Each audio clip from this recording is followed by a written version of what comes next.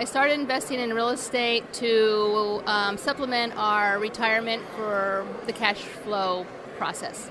I currently own 10 properties and an additional 10 with my husband, so 20 total. We found the Creating Wealth show through my husband going on the internet and looking around for something like this. Welcome to the Creating Wealth Show with Jason Hartman. You're about to learn a new slant on investing, some exciting techniques, and fresh new approaches to the world's most historically proven asset class that will enable you to create more wealth and freedom than you ever thought possible. Jason is a genuine self-made multimillionaire who's actually been there and done it. He's a successful investor, lender, developer, and entrepreneur who's owned properties in 11 states, had hundreds of tenants, and been involved in thousands of real estate transactions. This program will help you follow in Jason's footsteps on the road to your financial independence day. You really can do it. And now, here's your host, Jason Hartman, with the complete solution for real estate investors.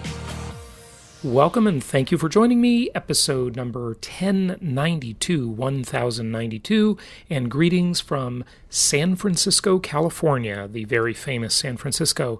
Yesterday, we went and looked at that incredibly iconic landmark, and that is, of course, the Golden Gate Bridge. Now, it's not like I haven't seen it a million times, been there before, I've been across it many times, but yesterday, just looking at that marvel of engineering that was actually originally conceived in, I think it was 1872, it opened in 1937 during the tail end of the Great Depression, but of course it's amazing, and probably all of you listening have visited the Golden Gate Bridge and you know about it. It's certainly very iconic. It's appeared in so many movies and TV shows and so on and so forth. But, of course, we could talk about how it's 90 feet wide and 746 feet tall, and it's incredible how they constructed it and so on and so forth.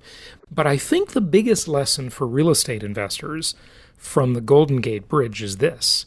And it's not just a real estate investing lesson, it is a life lesson in general for all of us. And that is to be flexible. To be flexible. The Golden Gate Bridge has survived numerous earthquakes. It has survived wind. I don't know what the highest wind it survived. I can't remember, but I think 75, 80 mile an hour winds or something like that. No damage. The earthquakes, no problem for the Golden Gate Bridge. It's amazing because it's not what? It's not rigid. It is flexible. It bends with the wind. It has some flexibility to it. And as real estate investors, we constantly have to be flexible, right? Our environment, we need to adapt to it all the time because things are changing constantly. And nowadays, they are changing faster than ever. And we will be disappointed. We will have problems. We will have bumps in the road. All of these things come up. They come up all the time. And, I just think the general lesson is be flexible. Go with the wind at times and be willing to change and use sensory acuity. Now, the concept of sensory acuity is a very important one too. And you've probably heard this, that a pilot, I was just with my cousin who is a pilot for American Airlines. A pilot, any pilot will tell you that when the plane takes off and it leaves, say, San Francisco, right? It leaves San Francisco Airport and it flies to, for example, New York City. And it's flying to New York, and 99% of the time, as that plane is flying, even with all of the modern technology that we have available to us in terms of autopilot and GPS and so forth, don't quote me on the 99%. By the way, it's a kind of a figure of speech. I don't know the exact number. Probably pilots don't know either. But most of the time that plane is in the air with all the modern technology, guess what? It's off course. It is off course most of the time. But all of those high-tech instruments give it sensory acuity. So it can constantly course correct, it can constantly adapt, and it can constantly get back on course. And that's life, isn't it? That's how life works, right? But it's also how building a great real estate portfolio works. Things will knock us off course constantly. And we can get really upset about it. We can be exasperated. We can complain like crazy. We can throw our arms up. We can quit. We can just give up. But that's not going to serve us, is it? What we need to do is constantly adapt and constantly push ourselves back on course. Push ourselves back on course all the time. I think this kind of ties in. I am a student of Marcus Aurelius.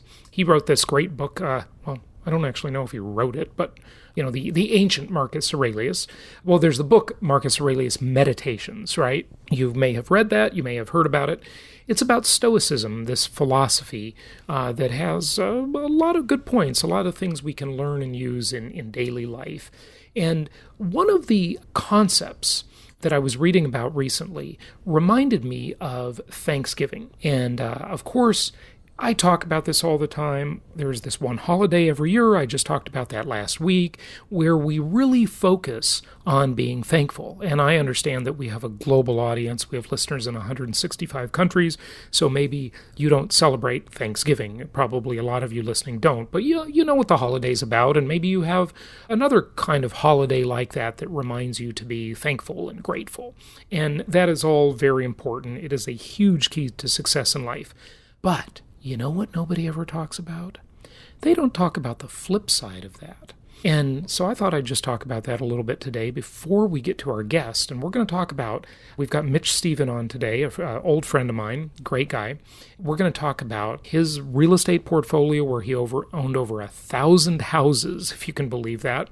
He's very big in the single-family home industry. But in this episode today, we focused on self-storage and commercial properties. So you'll learn a little bit more about that, and it should be very helpful to you. But the flip side of this gratitude thing, we've all heard a lot about toxic people and about how we shouldn't let people take advantage of us.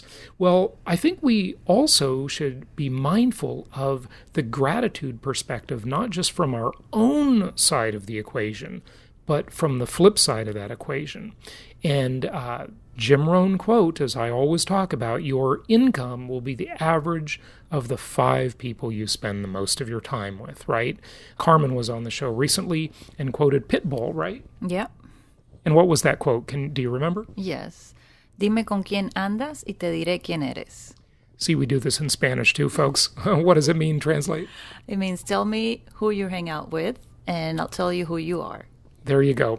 So this is very important. Well, we have to really curate this, and that's one of the great things about a mastermind group. So don't hang out and don't allow toxic people to be in your life. Don't allow them to associate you, be in your business. If they are not grateful, now, of course, we need to be grateful and maintain an attitude of gratitude. But if other people in our lives are not grateful, it is very important that we get them out of our lives because they contaminate the space, right? And it's very important. One of the things we need to do is try and keep our space clean, keep our mind clean, our mindset clean, because it's very hard if you have people that are constantly contaminating your space. If they are lying, if they are ungrateful, if they are toxic in whatever way, it's important to be a cleaner, okay? Clean the space and get them out of your life. So when I was thinking about Marcus Aurelius recently, I kind of thought of that and combining it with Thanksgiving and blending those concepts together. I thought it was kind of interesting. Okay, so before we get to our guest, I want to read to you a couple of sound bites, if you will, about the economy and about the housing market. And we're going to do something very different this time. Our host, yours truly, is going to shut up. He's not going to comment on this. I know, you're all thinking, really? I think that Jason Hartman guy has an opinion about pretty much everything. Carmen is laughing here. I don't think it's possible. We'll see what happens. Okay, so I just want to read these to you without any commentary from me. And the reason I want to do this time this way, I share these sound bites with you frequently. The reason I want to do it this way is because I want you to think about how conflicting so many of these things in the news sound and how conflicting this data sounds. In fact, I shouldn't even be commenting saying it's conflicting, right? But it is. So I will just read you a couple of things, and I'm going to take the fifth. I'm going to take the Fifth Amendment. I'm not going to comment. I am going to withhold my comments, and then we are going to get over to our guest for today and get on with the show. Okay, so here are some sound bites lacking my commentary. New home sales fell in October. However, data last week showed an increase in building activity. A larger supply of available homes could bring more sales. Oh, I got a comment. I can't resist. Okay, I'll shut up after this. But see how I told you that... I knew it wasn't possible. I couldn't even get through one. No, one. I got a comment on this, folks. You need to hear what I'm going to say. It's so valuable. Remember how I told you that the sales activity, when you hear sales are down, it's not necessarily the sign of the market cooling. It might be that the market is too hot. Because when there's no inventory to sell, and hey, this has been our problem for a couple of years now, it's been pretty tough. When there's a lack of inventory, by extension, there has to be a lack of sales. So sales volume can slow because the economy is slowing and people aren't buying. That's the normal thought, right? Hey, there's a recession. People aren't buying. They're scared to make decisions. So that's why sales are slow. But the other reason they're slow, the flip side of that one, is that you just don't have enough inventory to sell. If you want to sell the lemonade at your lemonade stand, you got to have some lemonade to sell. No matter how many customers you have, if you can't fill the demand, you're not going to have sales. Okay, I will refrain from commenting now, I promise. And we'll see. October's pending home sales dropped 2.6% from the previous month. Sales were down 6.7% compared with October of 2017 for the 10th month of annual declines. No comment. I'm dying to comment. I'm not going to. Despite moderation, September's annual home price gains remain strong at 5.5% as reported by Case-Shiller. I'd really love to comment about Case-Shiller, but I'm not going to. You've already heard it. Okay. The economy grew at 3.5% in the third quarter, lower than the second quarter's 4.2% expansion. Still, corporate profits reached a 6-year high. Consumer spending increased by the most in 7 months in October, but underlying price pressures slowed, meaning inflation is less of a concern. Recent comments by Federal Reserve Chair Jerome Powell have markets questioning if we'll see policy interest rate increases in 2019, which could be good for mortgage rates. All right, there you go. I only got one real comment in there, only one substantive comment in there. Before we get to our guest, look for an announcement real soon on our Meet the Masters of Income Property event, our big event coming up in Southern California in probably late February, early March. We spaced that one out again this year because we just finished our Profits in Paradise event and our Venture Alliance event in Hawaii. Also, Venture Alliance Cuba cruise or Cuba trip coming up, probably a cruise. We're working on that, so announcements coming there. By the way, the winners of our last contest, I hope you are enjoying your Alexa or Amazon Echo devices. We bought you the nicer one. I hope you appreciated that and noticed that. That wasn't the one we were planning to give away, but hey, we wanted to upgrade, and we picked 2 winners rather than just one. So enjoy those devices. They really are cool. They do everything. Without further ado, let's get to our guest today, Mitch. Let's talk to an old friend of mine, and we will learn more about what he's done in the real estate investing world. Single-family homes, certainly. He's been very big in that, over 1,000 properties, but also in the self-storage world. So here we go.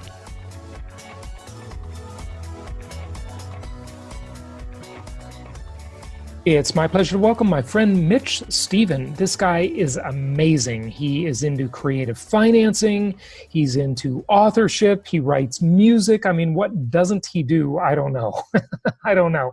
But he's got some great books out there. He's author of My Life and 1,000 Houses. and falling forward to financial freedom. Today, we're going to mostly focus on his self-storage business. I've always been intrigued by this asset class. Mitch, welcome. How are you?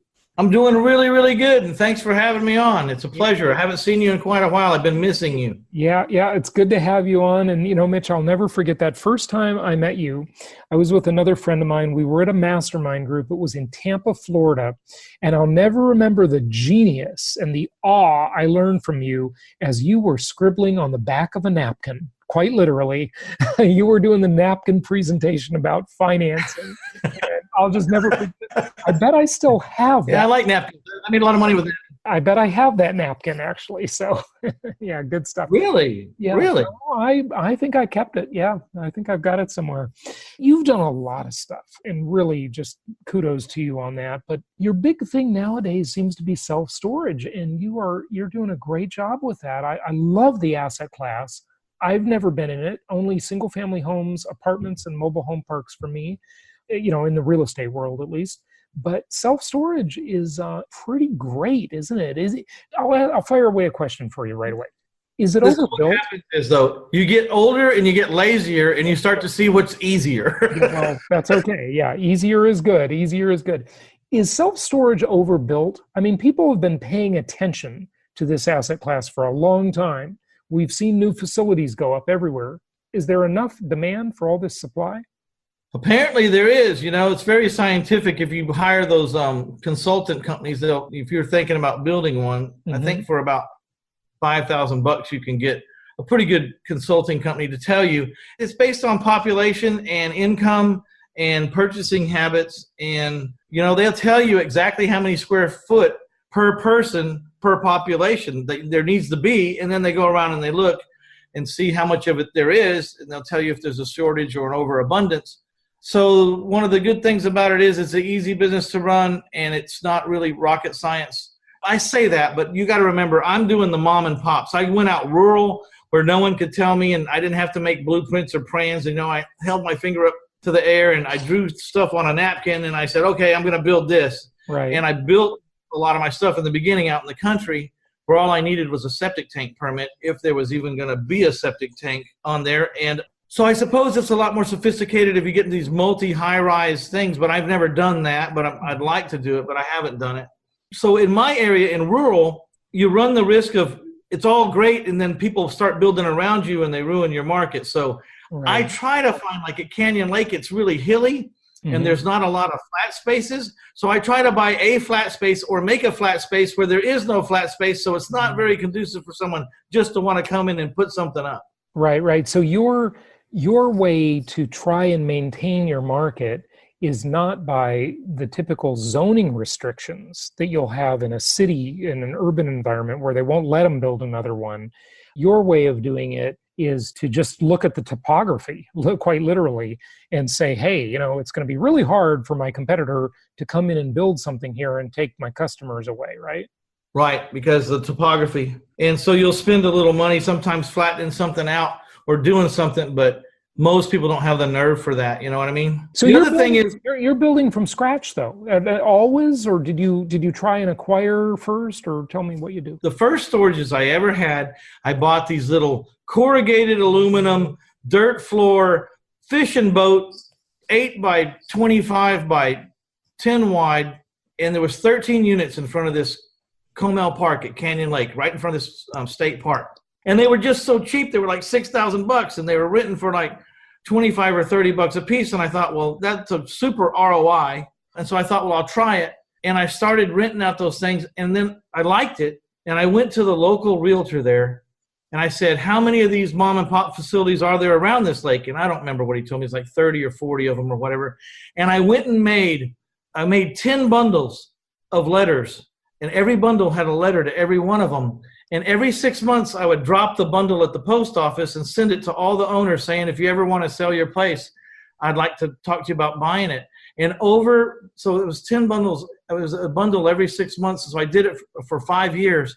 And I ended up buying 14 locations around the lake. I am CanyonLakeStorage.com.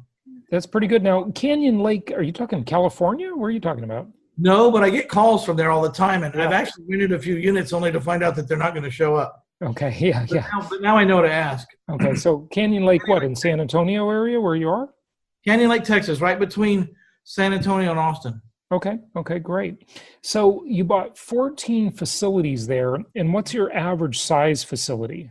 Well, they were tiny. Some of them only had 20 units. Some of them had 55 units. Some of them had, I was buying what I could afford to buy, whatever someone had for sale. Mm-hmm. Now, over the years, I've added on to the ones that had mega land or had enough land, and I've made them, into 100 or 150 units.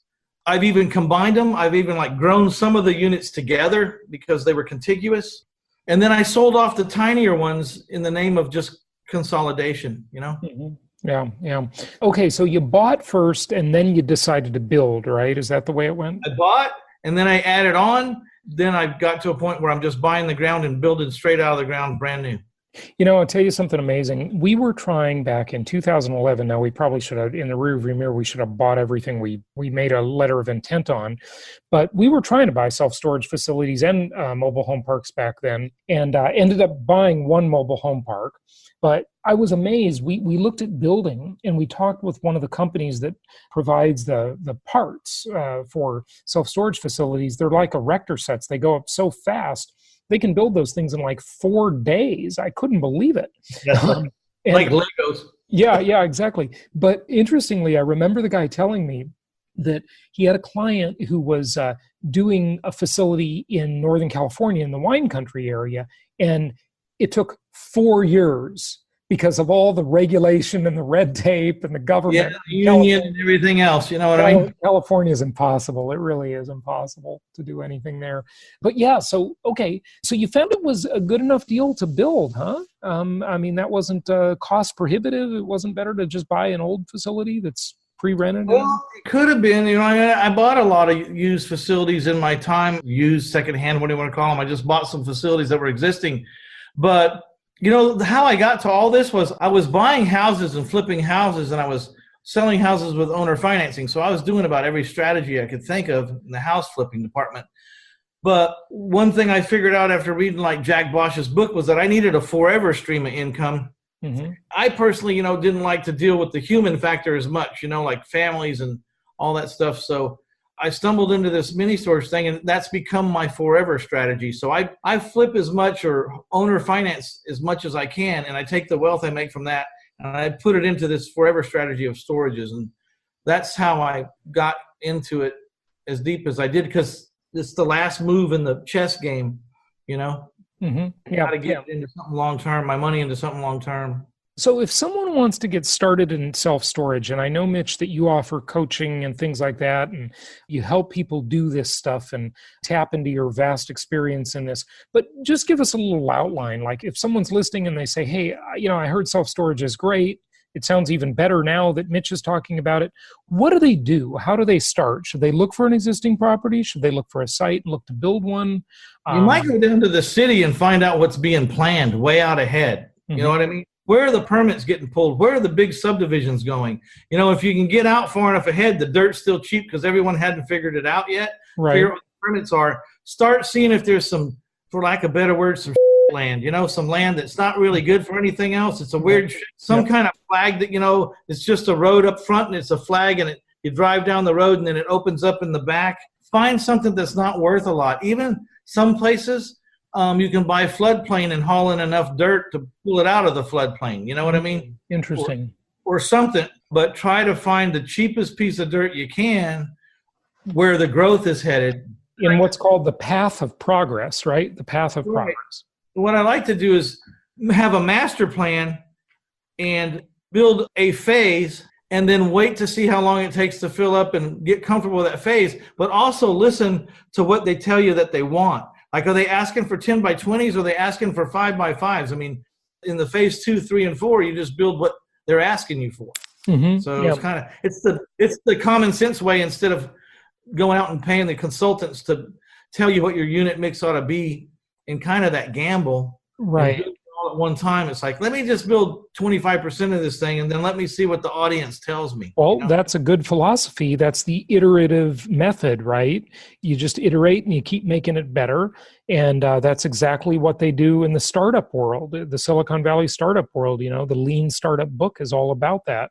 You do something, and what you're doing in self-storage is the same thing. You produce a minimum viable product, you put some units there, and then you listen and you monitor and you use that feedback for your next phase. So that's a really good plan. That's great that you do that. And I try to get economy of scale by just building around the lake where I live. It's a reasonably decent sized lake. So there's a lot of shoreline all the way around. So I wanted to have a presence. Like sometimes they call me and they go, well, I'm calling about your storage. I said, well, which one are you calling on? They say, this one over here.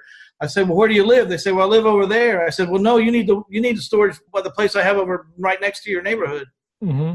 One reason I got out of small commercial was I didn't have enough presence to give myself any advantage, Mm-hmm. So I sold my small commercial stuff and put it all into the storages, because I wanted a place where I had some magnitude. That magnitude and that presence can definitely provide some opportunities for you, no question. When you say small commercial, what does that mean? What property type? For the last 10 years, I officed in a 12,700 square foot building that I occupied about 3,000 square feet in, and I was leasing out all the other Class B and C office space there, Yeah. Okay. And yeah. it just got in my way. Office is a mess, isn't it? That's just too hard. Got in my way. It was a pain in the ass. So you've got people doing tenant improvements, construction projects. It's just too hard, right?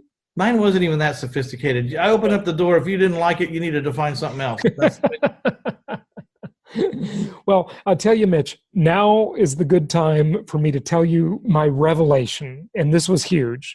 And forgive me because I'm probably not going to get the numbers exactly right, but they're going to be close. This was back in, I'm going to say this was 2010, okay? We had moved out of a big office in Orange County, California, and we moved to a smaller office. I was working over the course of years on virtualizing my company and making it more lean and mean, okay? And that was a very good decision in hindsight. But when we moved, we had a bunch of extra stuff. Then I had to put it in storage. Now, we leased the office. I signed the lease on this office, and I want to say I paid like $2.75 a square foot for Class A office in Irvine, California. It was quite nice. It was a famous, iconic building there, as famous as they get in Irvine, but, kind of iconic locally. And it was really neat, restaurants, Class A, marble floors, all the great stuff, right? And then, so we signed that lease. They've got plush bathrooms, all this stuff, right? We signed that lease, and I thought, okay, we can't fit anything more in here. We got to get a storage unit. So right across the San Diego freeway, there's a storage facility. I go in and sign a lease on a storage space. The same week, I did both of these things, right? The same price, $2.70 a foot. It was like $2.60. The storage facility was like 15 cents a foot less, I think. It didn't have nothing in it. And it had nothing. It didn't even have, I don't even know if there was a bathroom there, much less beautiful lobbies and marble and plant service and air conditioning. No anything. No carpet. I couldn't believe it. I couldn't believe it. I thought these guys in the self-storage are cleaning up. Well, these rich, institutional, sophisticated investors with the beautiful Class A office building are losing their shirts. I mean, hey, I never thought about it like that, but you're right. You know? I couldn't believe it. And since then, I did try to buy some self-storage units. Never got one, though. But, I want to talk to you about something else. So comment on that, please, if you would. But then don't let me forget, because I want to ask you, there's a lot of people out there that are turning these self-storage facilities into like fractional ownership, where you own a unit. And there are definitely some scams in that world. So, be careful. But where you own like I guess it's a condo, essentially, right? Or what are they doing? Like the storages, I've heard of it.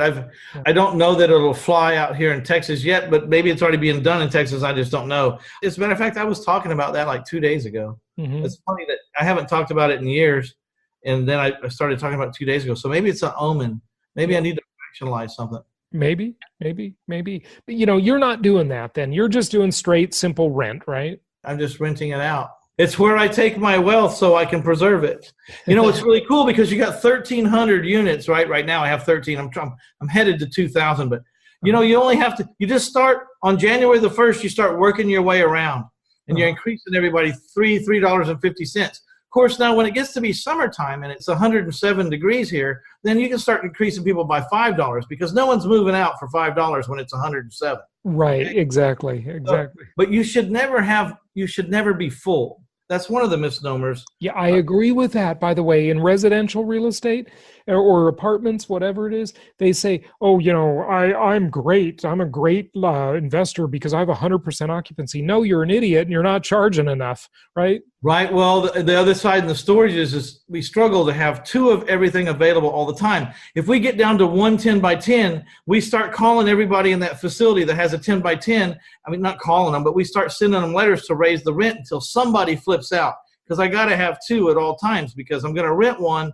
When I have 1 left, that's like the notice. You got to start raising all the 10 by 10s in here. Because if you say that you're full if you tell me that you're full when I call a storage place, and I call the next place and they say they're full, I'm looking for dirt. Mm-hmm. Yeah. Yeah. Good stuff. Makes sense. Are you automating your facilities at all, Mitch? Like, do you have to have a lot of employees? I know you don't have to have a lot, but what's your structure as far as management? Some of these facilities are just automated now, right? You can sign up, get a lock, and do the lease on an ATM, right?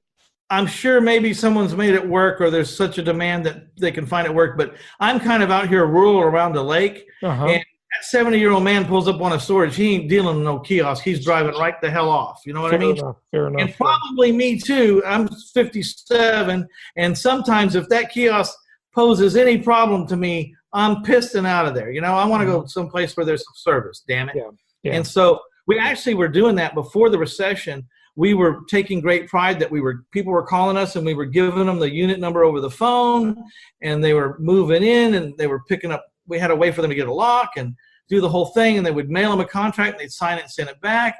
But when the recession hit and it got tough, we just said, we're going to roll up our sleeves. We're going to meet everybody. Mm-hmm. And the minute we started meeting everybody, we were filling up like crazy. I mean, like nobody left, because if there was a problem, we could address their problem. If it was price, we could take a look at our inventory and even adjust the price right on the spot if we wanted to. We could make deals. We could make decisions. Otherwise, they go and they roll up the door and say, I thought a 10 by 10 would be bigger. I'm leaving. And they just leave and go someplace else. Right. Well, the other thing is you learn a lot by talking to your customers too, right? Right.